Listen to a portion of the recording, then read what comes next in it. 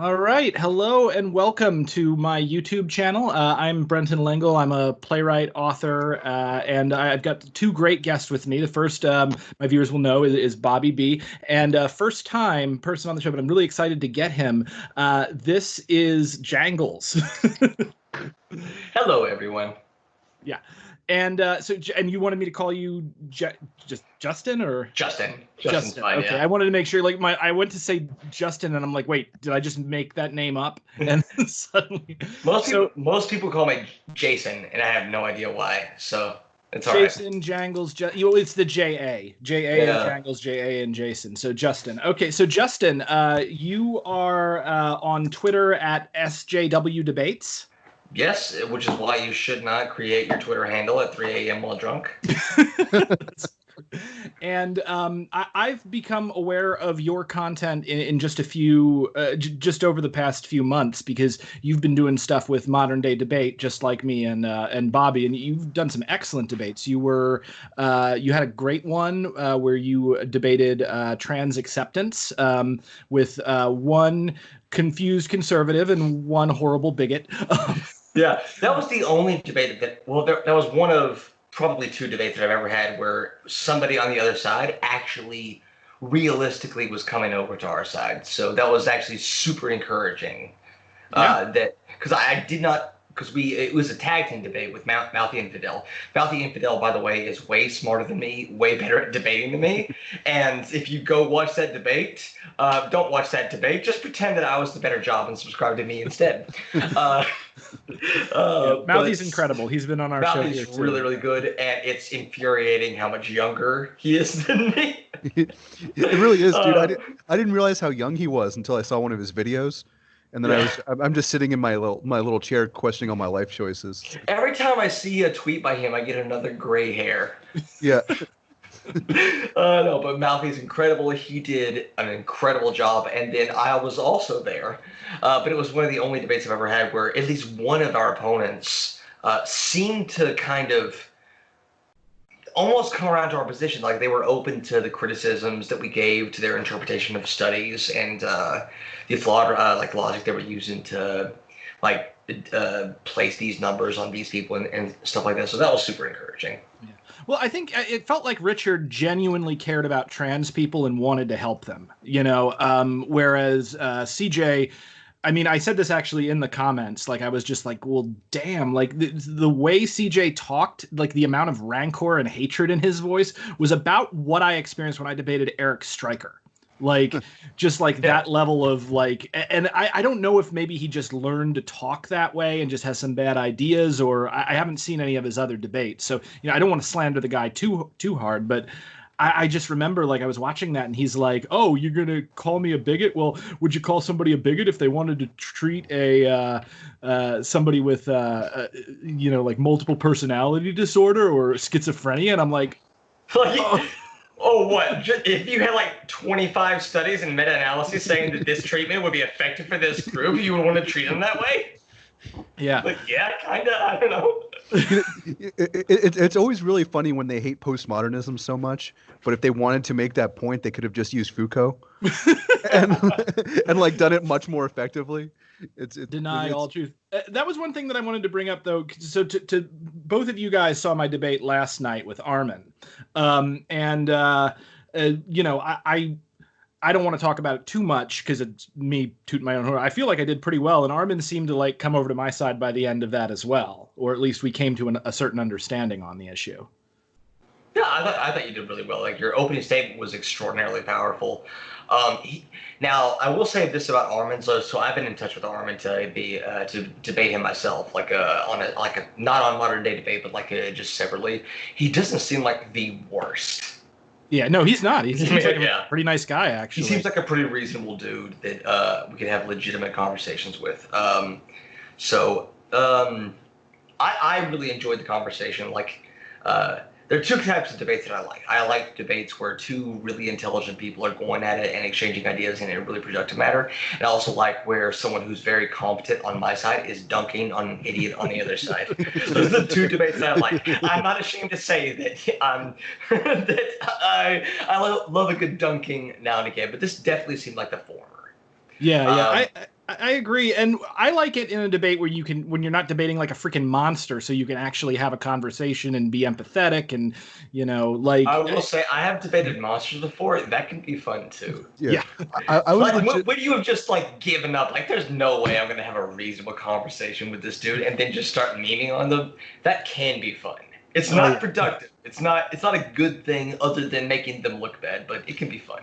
I would argue that can be productive, in that a lot of those monstrous ideas that you're talking about, the best way to combat them is to just crush them and make them look as ridiculous as they are in public. So, and maybe that's just me justifying my love for watching that happen. That's also possible. Well, there's definitely a part of that. I've been lately. I've been trying to brand myself as my unofficial branding lately. Like I started out with my radio show Insurrection with Brenton Langle, which I may bring back as a podcast. But I've been kind of trying to brand myself as like the friendly anarchist. So I really like to be friendly. It's funny too, because I went and I named my YouTube channel that, and then I realized, oh crap, my YouTube channel like it uses my standard email. So then my email name to like all my relatives and former employers was for like a day the friendly anarchist. I'm like, oh, I got to change this back. Nice. Off to Gulag. Yeah. I've actually done some scientific research on this, and you'll be really surprised to hear that if you're nice to someone, they're more receptive to your ideas. Really? I don't want to blow your mind, but there's actual legit research on that. And yeah, if you're nice to someone, they're more receptive to your ideas. Who would have thought? Who would have thought it, Jangles? I thought that it was on the internet. What you need to do is humiliate someone in front of their girlfriend and then cancel them. Yes. That's how you win people over right there. It's almost like Hume wrote about that in like the late 1700s. Now, one of the things that I did want to bring up on this, because this did not get brought up, I was prepared to counter this in the debate because I always try to make a point to come into my debates prepared, to have done my background information. And so like, and I may mention this to Armin, I may not, or if he sees it, hi Armin. But I went and looked on his channel and found a YouTube video where he was going to be discussing like anti-white racism. And I'm like, well, okay, let's see what his argument's going to be. And so I literally went through it at like double the speed until I found pretty much everything that he was going to bring up in that debate ahead of time. So I had a pretty good idea. And I reached out to you, Bobby, because the one guy that he was talking to tried to draw a line for this anti-white racism, because it seems like he'd been affected by Jordan Peterson. Yeah. Where he tried to draw a line between the Frankfurt School and this anti-white racism, and you helped me do a lot of background research that unfortunately didn't get brought up because nobody brought up the Frankfurt School. Yeah, I was like super prepped for that. I was like super pumped to hear somebody like not talk about the Frankfurt School, and I was very, very let down. Like you did an excellent job in that debate. You spoke very well. Armin is actually a good actor, which surprised the hell out of me. Not because of anything about him. I wasn't familiar with him before this, but because of the climate that we're living in. But he was very receptive to open ideas, and he didn't bring up the 3 Jew banker theory of the Frankfurt School. And you're right. The guy that he had on his channel really did seem to be affected by Jordan Peterson and the weird right-wing lies about the Frankfurt School, which has never made sense to me. Yeah, but can you explain this? So Jangles, I don't know how much you know about like this whole Frankfurt School conspiracy theory, but I know it's kind of like been a big thing on the right. I don't know if you've talked about it or have any background with this. Do you have any knowledge of it? Based on what I can remember off the top of my head, the Frankfurt School was a thing in which a bunch of people got together and thought about stuff. And based on that, we have to have black gay people in video games. Yeah, that's like the conspiracy theory. Well, that's the current that's the current iteration of it. The original iteration of it, because the Frankfurt School was founded in Weimar, Germany, as the Institute for Social Research, I believe. Please feel free to drag me on Twitter or whatever if I'm wrong. But it was founded in Weimar, Germany. It's a bunch of intellectuals that used Marxist framework synthesized with like kind of Kantian thought to basically invent critical theory and social criticism. And the Nazis invented the conspiracy theory that they were puppets of Stalin, who was in turn puppets of Jewish people that wanted to overthrow the entire West by examining culture and ideas. Yeah. which is hilarious because I mean, like Adorno fled to the United States, and Adorno, as Bobby B explained to me, was basically this like really stuffy, classically trained classicist who had very specific ideas about art and culture, and he got dropped into like 1940s Los Angeles. Yeah, which must I always take the most sadistic joy in picturing Adorno going to like the beach in 1952. You know, he's just like, this is awful. And I'm sorry, my German accent is incredibly offensive. But it's a very weird thing. I think your German accent, it sounds a little like Uter in The Simpsons. Yes, this might be fair. I get it. Yeah, this is good. It's more like the effeminate like Austrian accent that I kind of do, which this is a complete tangential aside, but I think it's a funny story. Schwarzenegger in Terminator 1, he tried to do the German dub for the character, but the Germans thought his Austrian accent was too prissy, so they overdubbed him with some other German guy. Awesome. Which tells you like everything you need to know about the German market. Oh my God. Yeah. So anyway, like I had all the, hang on, let me just show you guys. So I had all of these notes on like the Frankfurt School. You handwrite your notes too? Oh yeah. Nice. Yeah. I don't remember it if I don't handwrite. Like I had because it seems like what they did was they sort of did the same thing that I did. Was I was in my new atheist phase when I was arguing like with a bunch of goths about politics years and years ago. And like when I first got presented with woke culture and kind of woke scolds, and there were people in the forum that were exercising power over me for one of the first times because I was one of the more popular people on the forum because I was hilarious, or I thought I was hilarious.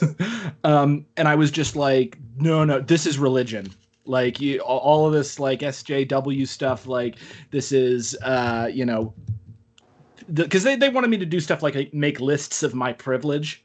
And I gave them the same response my mom gave to the Catholic priest when my mom converted to Catholicism to marry my dad, like, which was I'm not doing the confession because we're going to be here all day.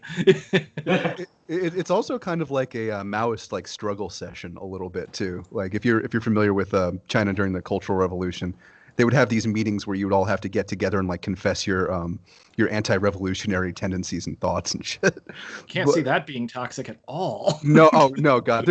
There's a great book that you can read that's by the guy who used to translate English for Chairman Mao. It's called The Man on Mao's Right, and it's a really cool book. But the guy, he would fuck up constantly. During the Cultural Revolution, he got sent to like the communal work farm like 5 times. Jeez.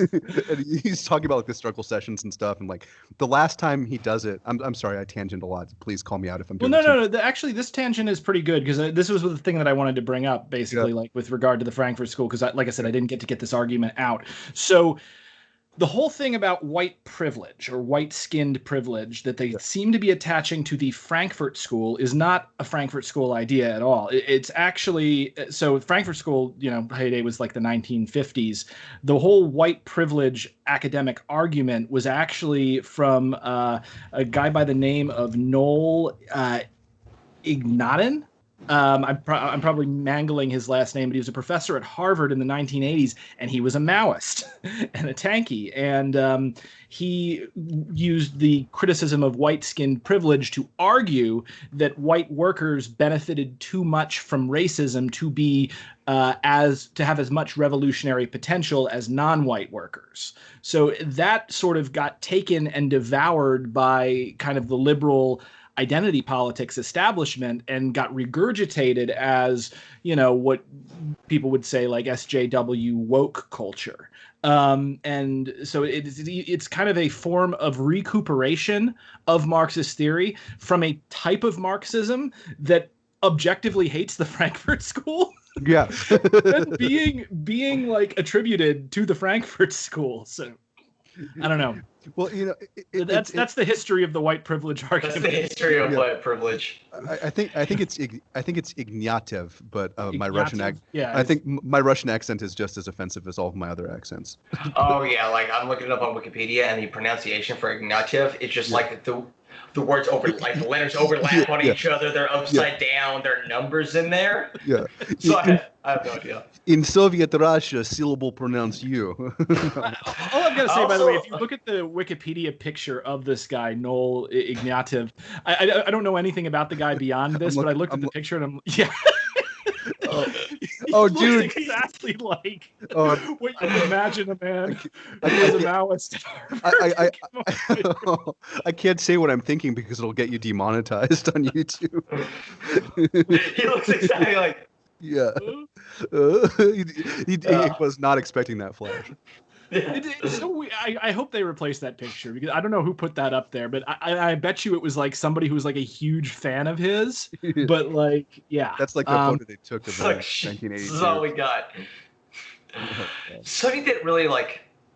So when I'm researching a lot of studies, like I am super dumb. I want you to know that right now. I'm really dumb. I like simple numbers, simple studies. Putting things into like frameworks and theories, that's hard, and I don't want to do it. So I'm not super like interested in like where concepts come from. Like the concept that white people in the United States, in particular, are advantaged over people of color in the United States. That doesn't really seem to me like one person had to come up with it and propagate it. That seems like a pretty... That's pretty obvious. It seems pretty obvious. So I'm not super interested in like what person is the first person to say the exact term we use today to describe the concept. I'm more interested in like what studies, what empirical data do we have to demonstrate this concept? And the empirical data that we have to demonstrate this stuff is, in my opinion, irrefutable. Now, science is hard. Like science is hard. Obviously, nothing is definitive, nothing is absolute, and especially in social sciences, it's really hard to gather empirical data on feelings. Like, do you have a thermometer to determine how racist someone is? Like, which orifice would you have to stick that thermometer in to determine how much they're racist? I have ideas, but I'm kinky, so. So we have to just do, we have to do the best that we can. I do the up twinkle, by the way, because I was at Occupy Wall Street, so it's just worked its way into my hand. Well, I paid $50 in Tijuana one time to find out exactly where to stick the racist thermometer. So just get with me off stream or follow me on Twitter, and I'll let you know. Yeah, there we go. Now, speaking of which, and I don't know how much you want to talk about this, but you've got a debate, Jangles. You've got a debate coming up with frickin' Milo Yiannopoulos. Yes, and I've gotten some mixed feedback on that. Yeah, I would say because this debate. So Milo, and by the way, I'm just going to say this because this is the first time I've talked about him publicly in a while. Besides the billionaire Mercer's like funding him to be a secret Nazi, I still think half the reason Milo got famous is you have to Google him just to spell his last name. Yeah. You know what? I would push back against that if the message sent to me didn't say like, "Hey, Milo's going to be debating you," and I tried to ask like Milo Yiannopoulos, and I spelled it the wrong time, and I had to Google it to confirm, and then like correct it. So I can't exactly correct you there. Which define irony. A guy who probably wouldn't have been considered white like 100 years ago, defending fascist ideology.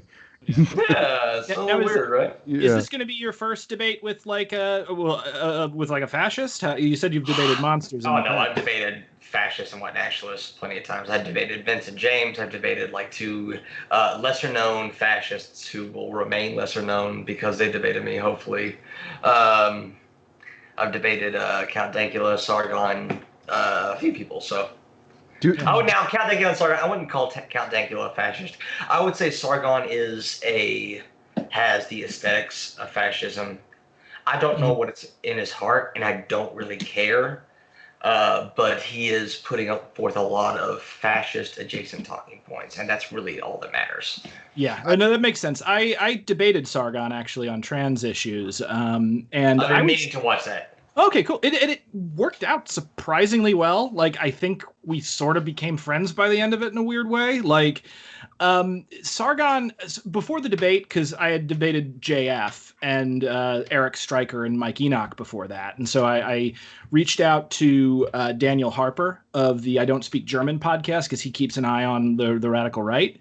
And I was like, how mad do I need to be at Sargon?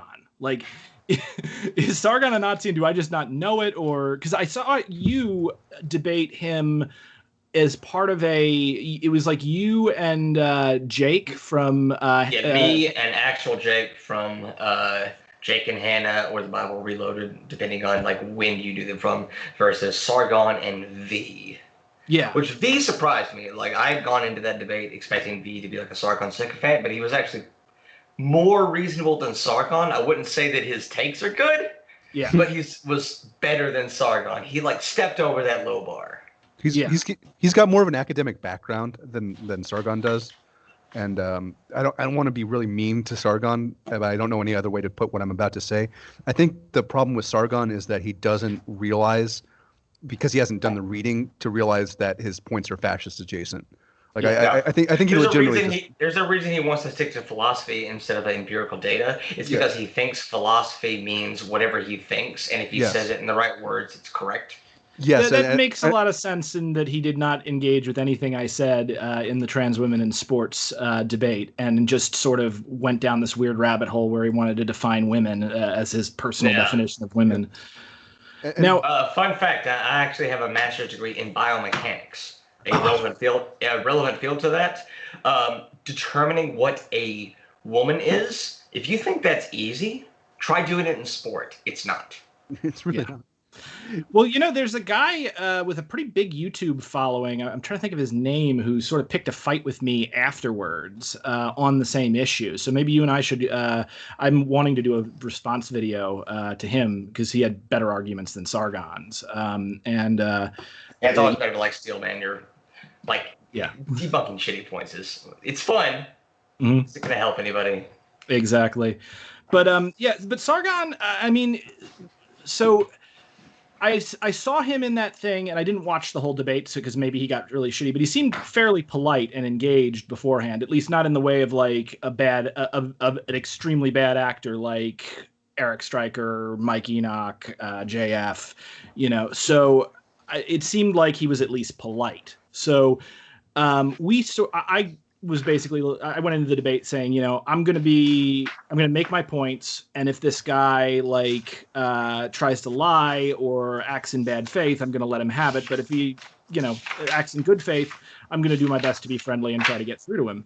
And sort of that's kind of what happened towards the end. Now, I don't think he changed his mind because he immediately went out and made a video attacking Lindsay Ellis and supporting J.K. Rowling and TERFs. But he still has a brand and a way to make money that he needs to maintain.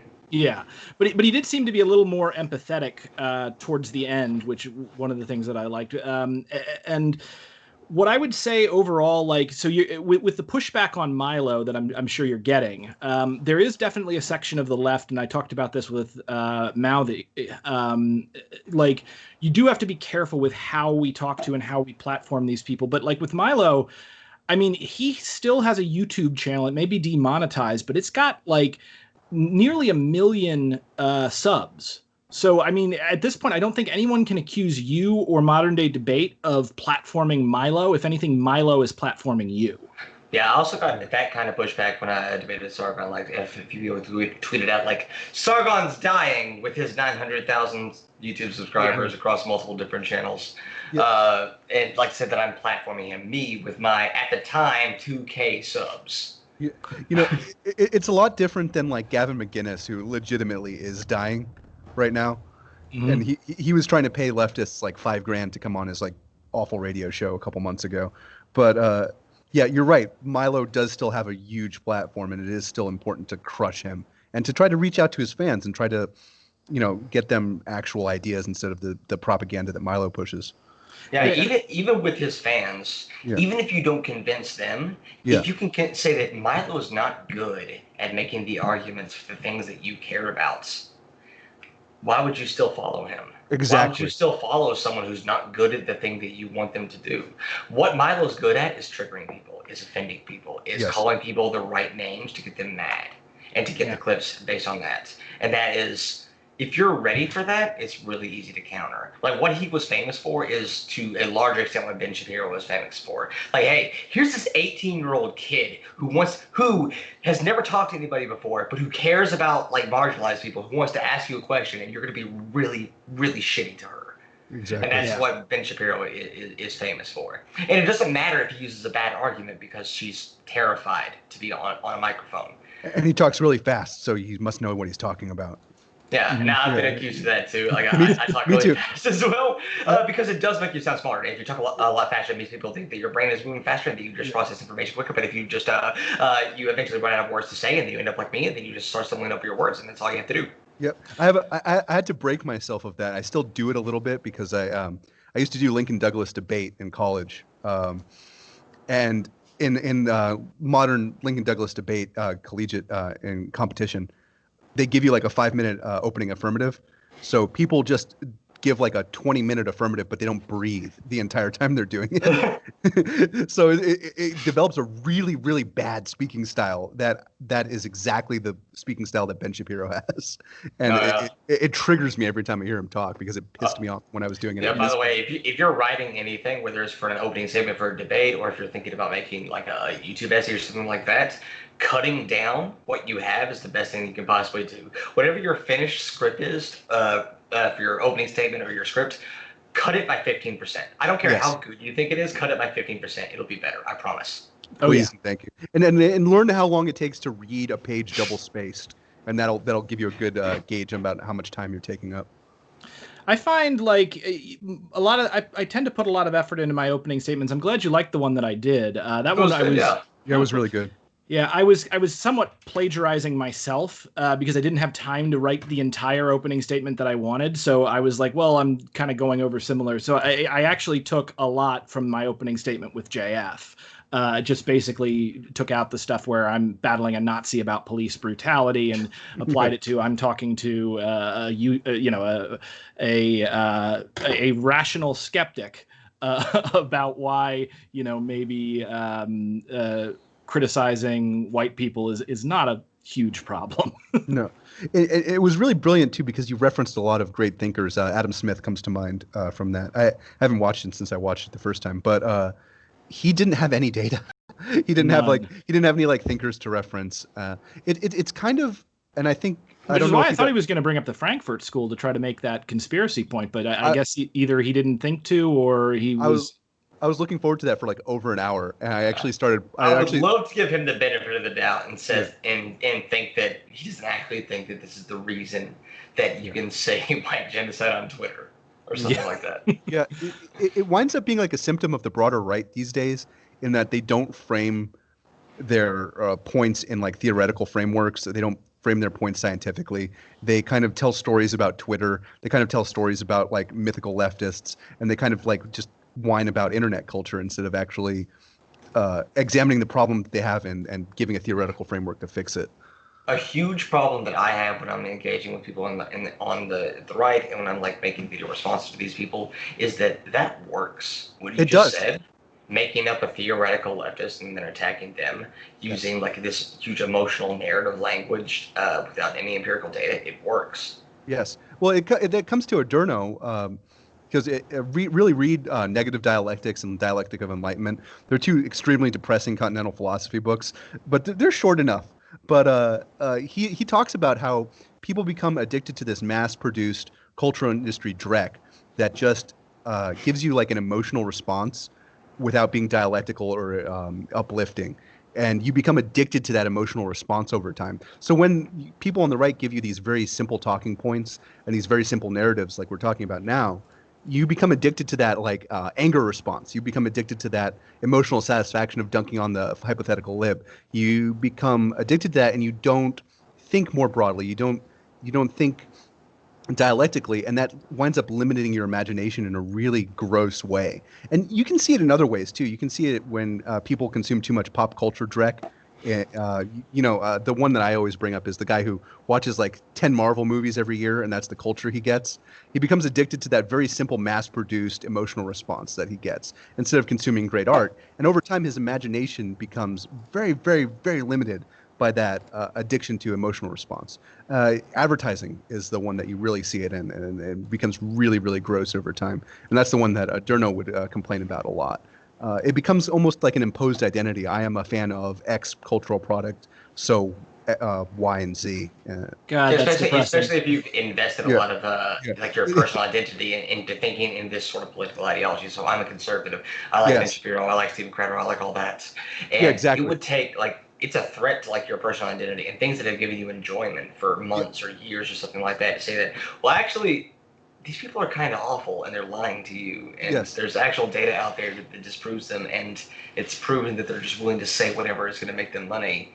This is hard to hear, and it's like it feels bad. And I'm not saying that in the like, oh, it feels bad. No, like that hurts. Like it should matter that it sucks for those people to find out that the people they respected so much weren't telling them the truth.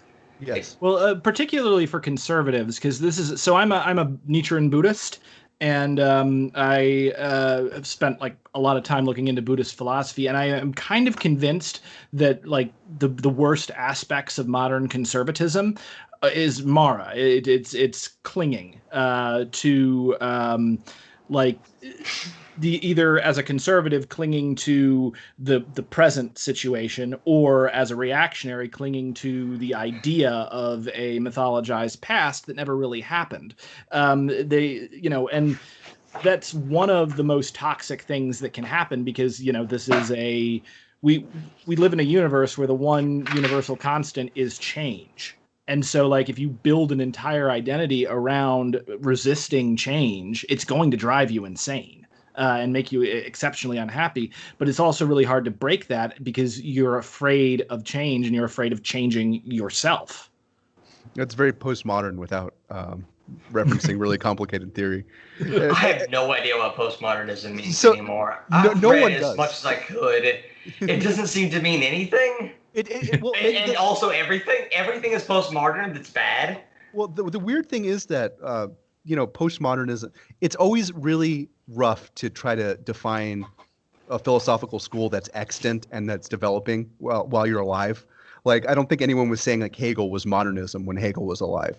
Postmodernism, we're living in a postmodern world. Broadly speaking, almost everything that's happening right now is going to be considered postmodern in like 50, 80 years. And there's so many different... When they invent postmodernism. Yeah, I don't know what that... I legitimately do not know how to... There's postmodern architecture and postmodern philosophy. I do not know what links those two together. I have no idea what is the common thread between the building shapes and like how like language is constructed. Yeah, see, no one does. That's the weird thing, because I mean, it could be like the denial of the end of history and the grand narrative of history of Hegel. It could be I don't like... want to get wet when it rains. Yeah, that could be postmodernism. Postmodernist. It could be like late capitalism. It could be a lot of different things. And there's so many disparate postmodern thinkers. You get the Frankfurt School that we're talking about. Objectively, they're postmodernists. You get Foucault, who's a postmodernist, who's very different from the Frankfurt School. You get Derrida with his radical deconstruction. Postmodern. You get all of these different ideas. I had to read Of Grammatology for a debate, by the way, that never happened. It was awful. I'm so sorry. Oh, you poor bastard. The worst one for me was Simulacra and Simulation by Baudrillard, who's another really disparate thinker to all these other people that we're talking about. And I don't know. Have you ever seen 9 semicolons in a single sentence? I have in Hegel. That's Of Grammatology by Derrida right there. Because I've actually read Phenomenology of Spirit. I'm one of like 6 people who's actually read the whole fucking thing. Freaking nerd. I am. I nerd. Fully admit it. Well, in my defense, I read that in Afghanistan. So I didn't have a lot else to do. But that is a tome, and the only great thing I can say about that is if you're going to read Hegel, read like the accessible Hegel, because that cuts down on a lot of Hegel's writing. Because Hegel and Derrida, like you were talking about, they both had this thing where they write like a philosopher, in air quotes. So instead of writing 1 or 2 sentences like Nietzsche would, for instance, they write like 6 paragraphs to like redefine a word, and they make up like 4 or 5 different words. It sounds like Jordan Peterson when in Maps of Meaning. Yeah, like except they actually have ideas, and like Jordan Peterson, who's just on benzos. But so I got, when I was prepping for this debate, that again never actually happened because the person, it was a long story, but I had to read Of Grammatology before this debate, and to prep for it, I bought 3 other books at like a used bookstore on philosophy that referenced that book, and all 3 of them said, this book is intentionally written to be awful. Like it's intentionally written to be hard to understand because he wants to make you think about it, and he wants to make you struggle about how to like make a sentence make sense. He wants you to like spend a week at a time on one sentence, constructing it, changing the words around, and doing math, like creating the corkboard behind you with all like the red and string and stuff like that. It was. If you think that's bad, try 1,000 Plateaus by Deleuze and Guattari. That's like it makes me think of. I had this idea in college. I don't blame you.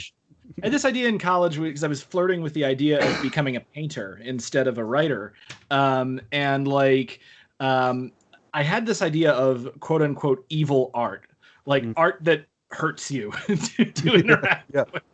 So like you sit there and you're watching like you're getting your eye led around a painting in a really beautiful way, and then just all of a sudden like boom, it just hits you with something that really clashes, or I don't know, there's a screaming, a guy screams. See, for me that's Rothko and oh god, what's his name? The dude who just like splatter paint all over the canvas. Pollock. I can't remember. Pollock. So who was funded by the CIA? Who was funded by the CIA, of course. But that's the one thing that I wind up agreeing with conservatives on, but it's not for the same reasons that they wind up coming to the conclusion, is that I hate modern art. I don't know. I gotta say, I like Jackson Pollock. I loathe it, but that's personal taste. Well, I can see why, but like, so the modern art thing, this is one of the few times like I actually think this was pretty cool. Yes, it's the CIA, they're evil, and but I thought it was pretty cool that they spent a bunch of time funding art to battle the Soviets. Because the Soviets have their socialist realism art, and then like they're sitting there, and I can just imagine like what that must have been like for the suits. Like for the kind of guy who becomes a spook to go in and have to deal with Jackson Pollock. So you would be surprised, having served in the Pentagon, what some of those suits are like, because it's the political leadership that winds up being really screwed up, and there's a lot of dudes who are classically educated in there who are very frustrated all the time. So that was probably like a really great vacation for that dude who had to fund that project. He was probably like, "Oh my god, I get to go hang out with artists. This is amazing. I don't have to like sit in the CIA and listen to the same 1920s music over and over again because it was before the commies." Oh jeez. Yeah. So Jangles, what I wanted to talk about with as far as debate prep. So are you reading this white fragility book? Yes. Now, the reason I agreed to this debate is because I've already done a lot of research prior to the topic that is pretty much related to the topic of like why it's so hard to like talk to white people about racism, like things like white invisibility, to the sense that like in large part white people don't see themselves as having a race in the United States as much as black people do.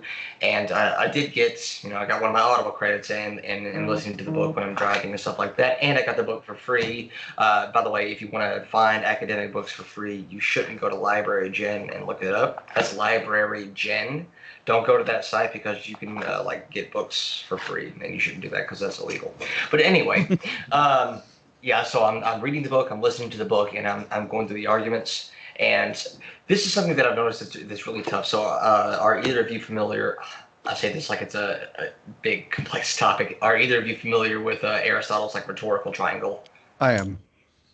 Of course you're familiar with that. I have no freaking clue what that is. So it's like ethos, logos, and pathos. I forget which is which, but it's like the character. So when you're talking to a person, like three things are important: your perceived character of that person, the emotion that person is bringing out within you, like your emotional connection to the arguments that they're making, and the logic of what they're saying to you. Yeah, and pathos is the emotion. Ethos is like how you are perceived, because the ethos is like the reason to believe you, essentially. Yeah. Yeah. Oh, that's really because I always think ethos is emotion because E and E. But yeah. Well, the moral of that, I'm sorry to interrupt, but the moral of that is something that is kind of important when you're talking to people about philosophy, is that you're familiar with more philosophy than you think you are, just because it's been around for like thousands of years and you've consumed it through art, you've consumed it through like basic education, and you're just not aware of it. And yeah, I think, it seeps into our ethos. Whether or not we're specifically aware of it, but all those three things are important. And like when I first encountered this, I was like researching comedy. It's one of the three things I know. I know trans issues, I know shoulders, and I know comedy. Those are the three things I know. Please don't ask me about anything else. But it's I was researching that because those three things are enormously important to a comedian. Like that is how a comedy routine is constructed. They need to identify with those three things because comedy is rhetoric. And if we walk it back a little bit, like these three things are important. And what the reason like this book in particular is like poisoned in the sense that most of the people that I know, I don't know if this is by chance, most of the people that I know on Twitter, because I know like two people in real life. I know like my cats and my husband, and like that's it. Well, particularly now that everybody's locked down. Yeah, exactly. Yeah. I know my husband's down there, and then my cats are over here, and those are the people I see every day, and that's it. But anyway, most people are saying like this book is garbage, not because the arguments themselves are bad, but because they make progressives look bad. So it's not the logos in the book that's the problem, and it doesn't have to be. Like people think like facts over feelings. No, feelings. I will say this on camera: feelings are more important than facts, and I'll fight you on that. Well, Hume.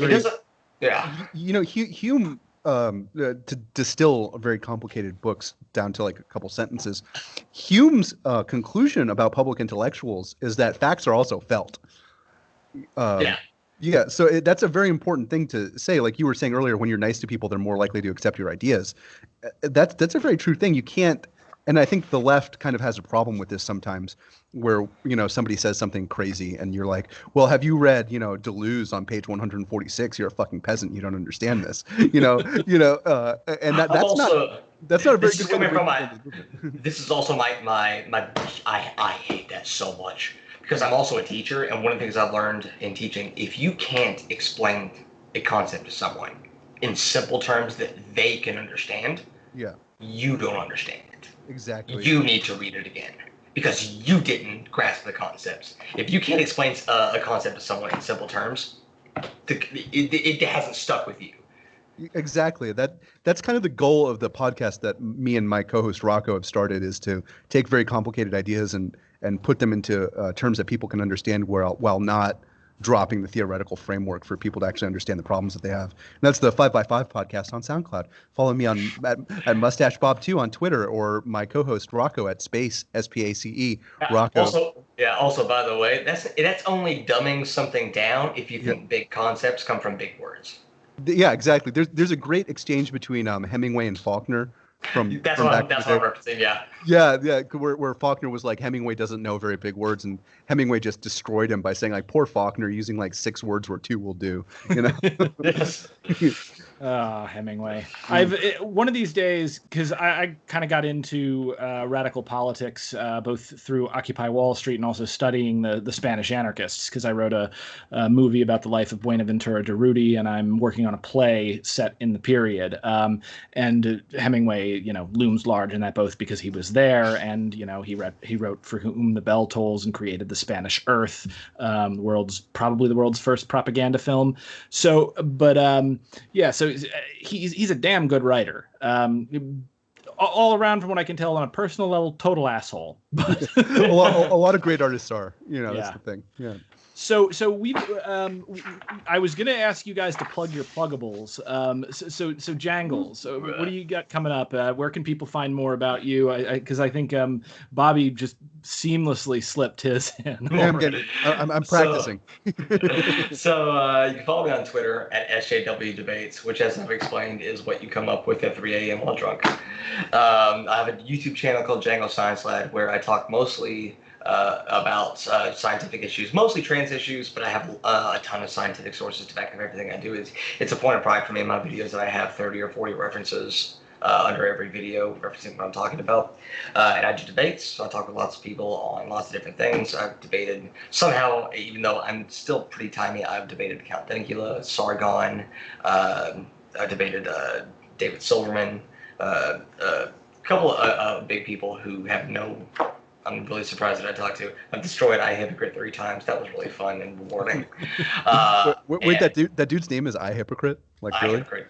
Like, Yeah, he's a fake internet name. fake internet names like amuse the shit out of me. I'm sorry. Would it surprise you to learn that he has a Greek statue as his avatar? No, it wouldn't, and it's probably somebody who disagrees with most of his ideas. He is literally one of the dumbest people I've ever talked to. It is amazing and wonderful, and doesn't he claim he's got like a criminology background, or was that somebody else? I think that was actual Justice Warrior. Yeah, actual Justice Warrior. Jesus. Yeah, I was set to debate actual Justice Warrior at MythCon, which I'm going to in about less than 3 weeks now, like a little more than 2 weeks. They haven't canceled it?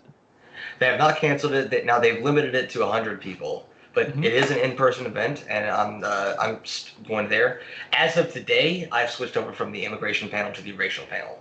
So, and the reason I did that is because I'm debating Milo Yiannopoulos a week from yesterday, so this Wednesday on Modern Day Debate, which is where you were debating last night and a few times before that, and I've also debated on there too. We're debating that on Wednesday. We don't have a set time yet, but we're debating it on white fragility. So, which is kind of what we're talking about now, which is why he brought up that book.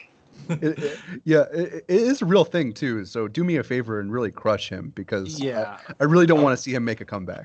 I'm gonna try my best. I have just off the in my little folder here. Let me show. I have 15 studies and books pulled up in my folder right now. Nice. So far. So, good. And I'm not done. Yeah.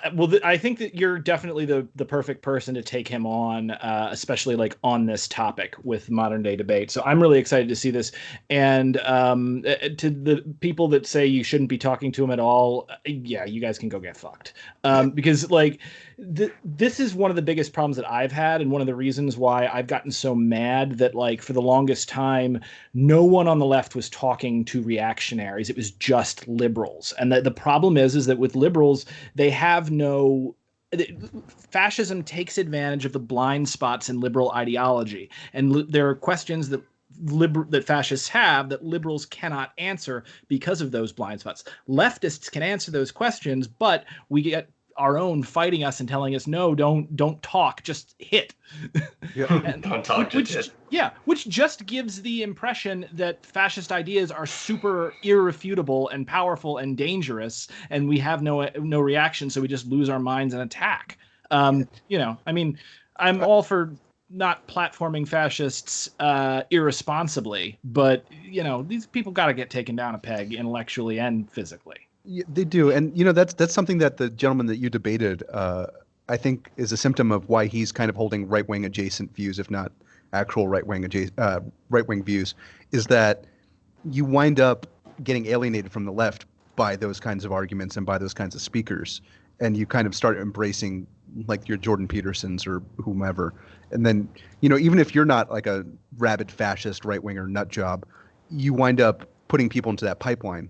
Yeah, those ideas will worm their way into your brain if there's no response to them. So, Jangles, thank you so much for doing the stream. I'm really excited because I think you're an excellent debater, and I'm just really happy to meet you because I'm a fan. So please keep doing like the good work that you're doing. Enjoy MythCon. Don't get COVID. I got my masks. I got my Hanes masks made out of underwear material, which is a thing. No, you got to go for the Mortal Kombat. It's fine. You gotta go for the Mortal Kombat Melina mask, man. Dude, I look fucking hot in that mask. I'm not gonna lie. Hell yeah. Like, covering all this has done nothing but good things for my appearance. It's good. Oh, same, man. Well, my only problem is my unshaved beard like sticks out from my mask now. But which is why I'm not on camera. Okay, well, this is great, and I will hopefully stream with you after you crushed Milo. So to kick his ass. And I will extend to you a congratulations beforehand, because I'm really excited to see this, and I will be watching, and hopefully I will, if I can think of something, I'll fire it into the super chat, because he's a bad actor, right. But I think he also won't be prepared for you because he's used to talking to idiot college students and just trolling and being a jackass. I'm going to out-gay him. I'll tell you that right now. I'll also be watching that. There was one thing I wanted to say before we ended this. Brenton, and I don't think this is something that you did on purpose, but you told a story about that vet who stabbed the cabbie to death in New York at the end of that debate. And that is a true story, and that is a very toxic thing that's leaking into vet culture. But I also just want to tell a story to kind of balance that out a little bit. I'm a vet. When I was serving in D.C., I actually wound up getting an Uber driver who wound up being one of the interpreters who was serving in the battalion I was in while I was in Afghanistan. And we actually wound up being friends. And the one thing I want to tell people is that vet culture isn't exclusively right-wing. Vets aren't exclusively right-wing, and that we're not all psychopaths. There are crazy people like the one that Brenton was talking about, but I think they're way outnumbered by people like me, and I hope.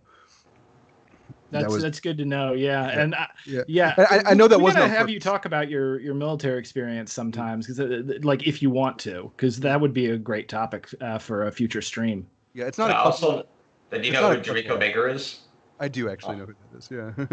Yeah, he's also another vet who's also a leftist, who's also really smart and awesome. Yeah, there's a lot of cool guys out there, man. Yeah, well, I definitely believe that. Have you guys seen, by the way, the debate, or I'm sorry, not the debate, the podcast Behind the Bastards that is done by Robert Evans? He's at iWrite. Okay, so first off, check out that podcast. It's freaking amazing. It's what was his Twitter handle again? At iWrite OK. I definitely follow him. I'm a big fan of his. I never listened to the podcast, though.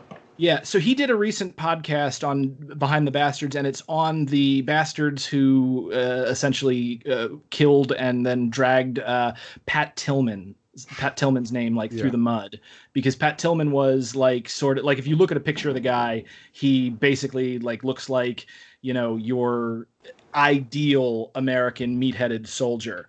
But as it turns out, he was actually in contact with Noam Chomsky, and he was a football player that turned down an NFL contract to join the war on terror because he wanted to make a difference in the world. And these ghouls in the Bush administration turned him into a propaganda figure and kind of dragged his name through the mud. And I was watching the Captain America movie, and like the Winter Soldier, and it occurred to me that like a lot of what Pat Tillman actually was and what he stood for kind of reminds me a lot of, you know, Captain America, the actual one, not the symbol that, and you even see that in some of the Marvel. So sometimes a Marvel movie is good. Occasionally, right? I like Guardians.